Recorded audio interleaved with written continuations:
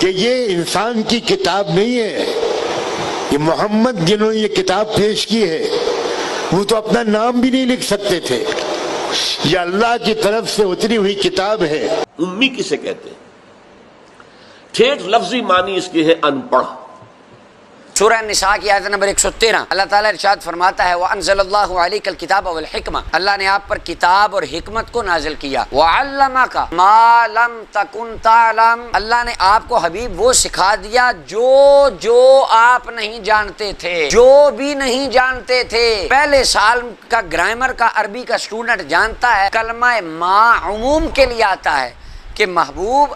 ہر وہ چیز جو آپ نہ جانتے تھے اللہ نے آپ کو سکھا دی۔ اب بے شک ما کنت تتلو کو یہاں پر رکھ لے، ما کنت تتلو من قبل من کتاب ولا تخطه بیمینک، نہیں لکھا حضور نے، نہیں پڑھا، لیکن اللہ فرما رہا ہے علمک ما لم تکن تعلم، جاؤ محبوب میں نے تمہیں پڑھنا بھی سکھا دیا، لکھنا بھی سکھا دیا۔ وما اوتیتم من العلم الا قلیلا، اللہ تعالیٰ قرآن میں فرما رہا ہے لوگوں تمہیں جو علم دیا گیا ہے وہ تھوڑا سا دیا گیا ہے۔ آپ کو تھوڑا سا علم ملا ہو اور آپ کہیں کہ میں پڑھنا لکھنا جانتا ہوں، آپ پی ایچ ڈی کر لیں، آپ لاء کر لیں، آپ اعلیٰ ڈگریاں کر لیں، تو آپ کہتے ہیں میں پڑھا لکھا ہوں۔ حضرت صاحب پڑھے لکھے آدمی ہیں، عالم ہیں، مدرسے کے 8 سال آپ گزاریں، 2 سال کی ایک ڈگری لے لیں، ایک کاغذ کا پروانہ لے لیں جس پہ لکھا ہو کہ یہ بندہ مفتی ہے، تو آپ کو پڑھنا بھی آتا ہے لکھنا بھی آتا ہے، آپ پڑھے لکھے ہیں۔ اور جس کو ڈگری علم کی اللہ کا قرآن دے،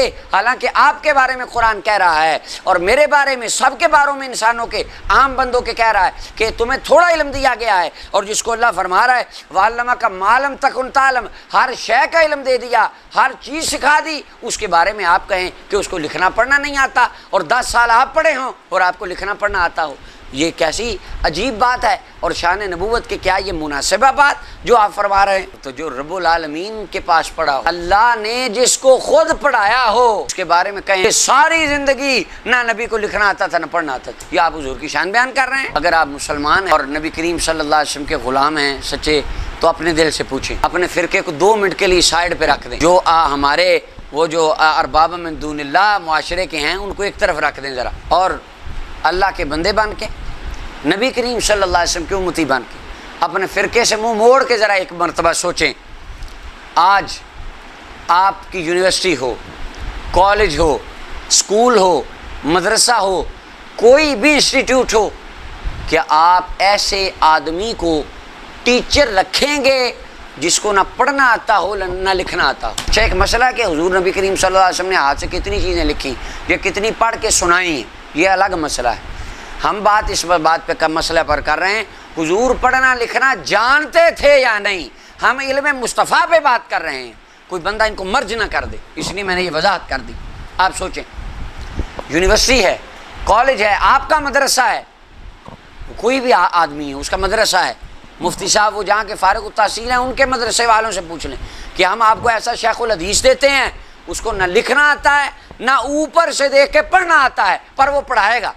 وہ کہیں گے بالکل ہمارے دروازے بند ہیں ایسے انسان کے لیے کہ جس کو نہ لکھنا آتا ہو نہ پڑھنا آتا ہو، وہ کیا پڑھائے گا جس کو نہ لکھنا آتا ہے نہ پڑھنا آتا ہے؟ سبحان اللہ،